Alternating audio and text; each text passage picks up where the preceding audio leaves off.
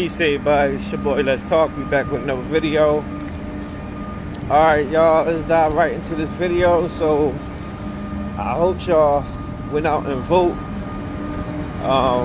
because it is important and every vote counts.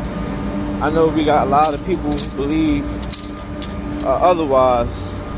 You got a lot of people saying that their vote don't count. I remember this past summer when I was out doing a street interview, asking people who were they going to vote for once they announced that Kamala was going to be the new running mate against Donald Trump.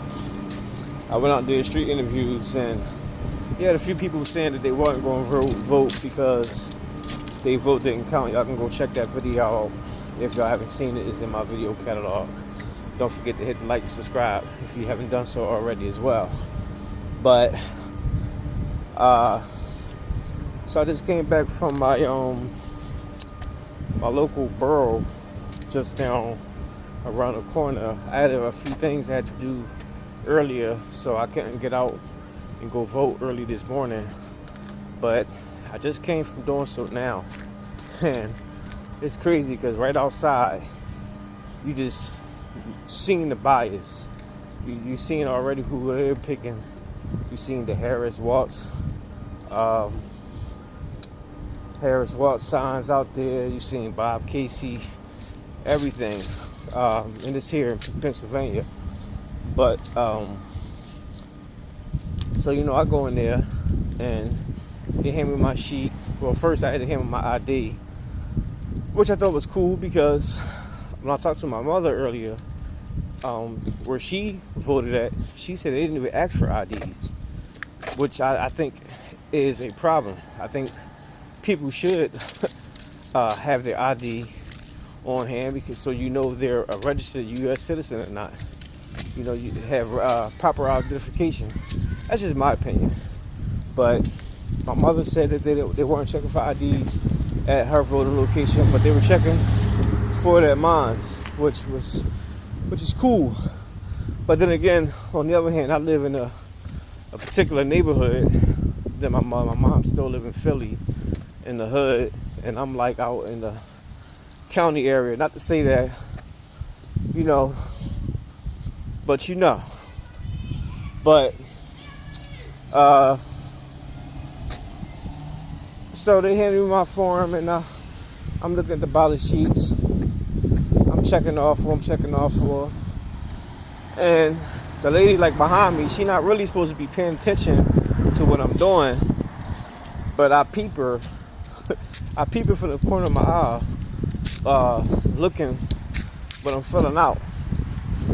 And you can already see, because the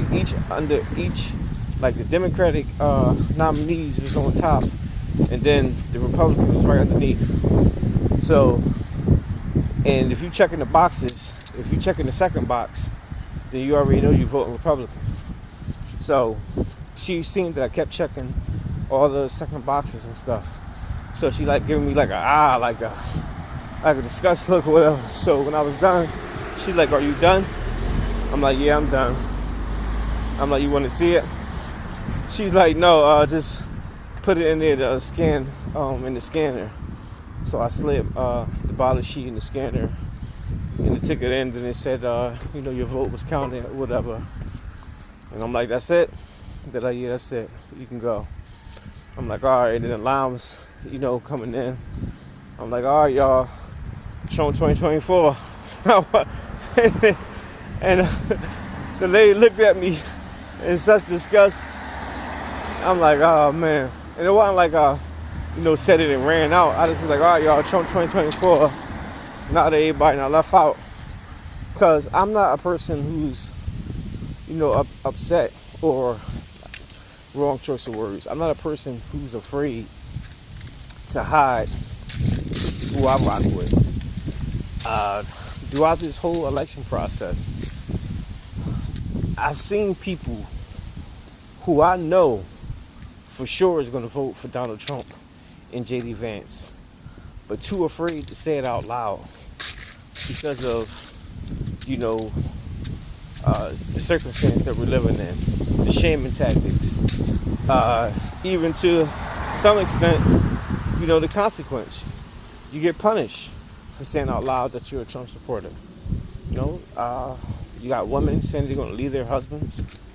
You got Michelle Obama and them telling women to leave their husbands if he decided to vote for Trump, and y'all need to do what's best for y'all. Even to the point where some people, very employments, may be on the line if they outright say that they're a Trump supporter, if they vote in red instead of blue. And I believe that is a huge problem. That's a society that we don't want to live in, because that is a slippery slope to dictatorship. Like, there is no more democracy when you live in an economy like that. When people are afraid to say, it's kind of like, like the tyranny back in the day. When in old England, in the old world, in Europe, when people were persecuted based on their religious belief. That's a huge problem. But that's the world that we're heading into. So, I'm hoping that, everyone voted correctly and voted for, what goes with, the good of America and American people, instead of going what's against them. That's my hopes. And then we can end this whole persecution.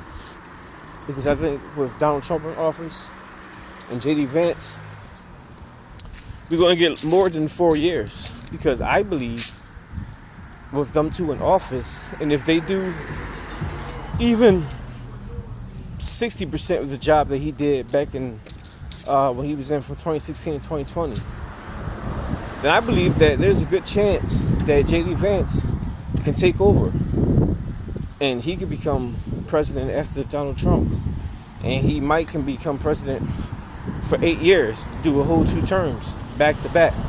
So, that's my hopes, but we'll just have to wait and see. That's all I got for now, guys. Let me know what y'all think. Drop your comments down below. Make sure I hit the like, subscribe, and hit the bell. I'll see y'all next one. Peace.